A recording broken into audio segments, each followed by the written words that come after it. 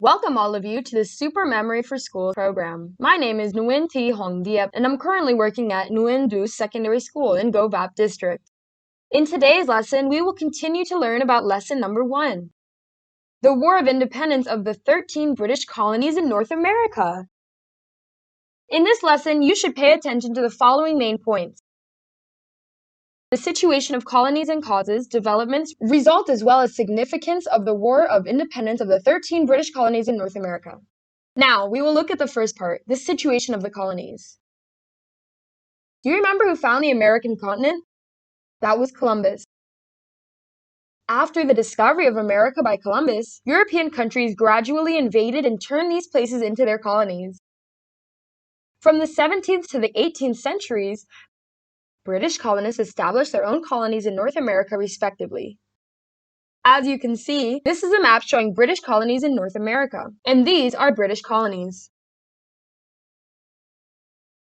Soil in this place is fertile, and resources are abundant. This was the homeland of the Red Indians for many years. From the 17th to the 18th centuries, British colonists killed or drove the Indians to the west, then brought black slaves from Africa to reclaim wasteland and set up plantations.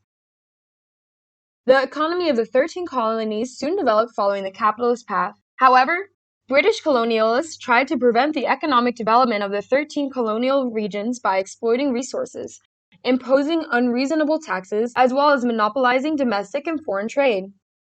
This was the main cause of the conflict between the nation and the colonies. And all classes wanted to rebel against the British colonists to gain independence. This was the cause of the struggle for independence of the 13 colonies. Now we will continue to study about the development. As you may know, in December 1773, the people in Boston Harbor attacked a British tea ship and threw the boxes of tea into the sea to protest against the tax regime of Britain. Next, from 5th September to 26th October in 1774, delegates of the colonial people met in Philadelphia to oppose unreasonable prohibitions of the king. But the king did not accept. In April 1775, war broke out between the country and the colony. George Washington was the leader of the war at that time.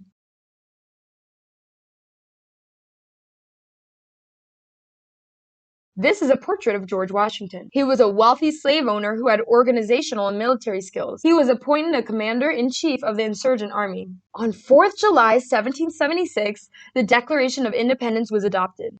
The Declaration of Independence emphasized that all men are created equal, that they are endowed by their Creator with certain unalienable rights. These are life, liberty, and the pursuit of happiness.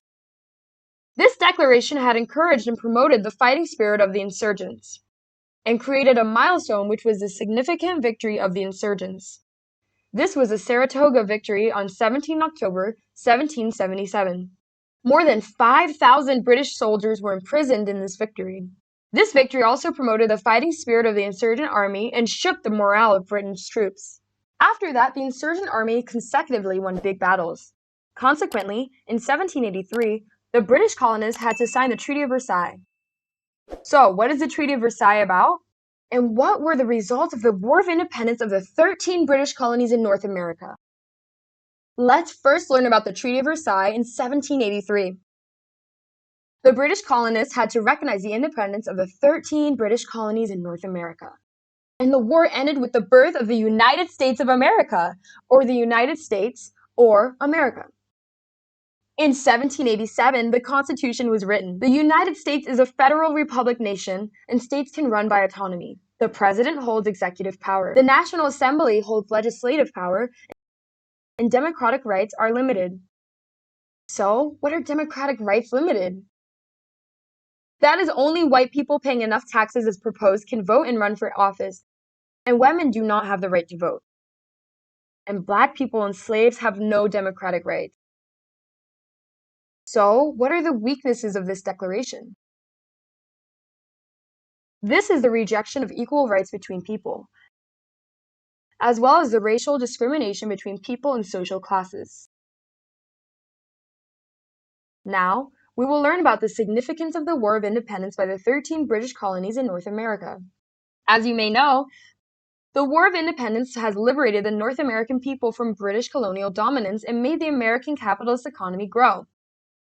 This was also a bourgeoisie revolution, and it had influenced the struggle of independence movements in many countries. Our lesson ends here. Please remember some main points as follows. The first is the situation of colonial areas and causes of war. The second are development, result and significance of War of Independence by 13 British colonies in North America. I hope that you all learn this lesson comfortably and effectively. Goodbye, and see you again in the next lesson of Super Memory for Schools program.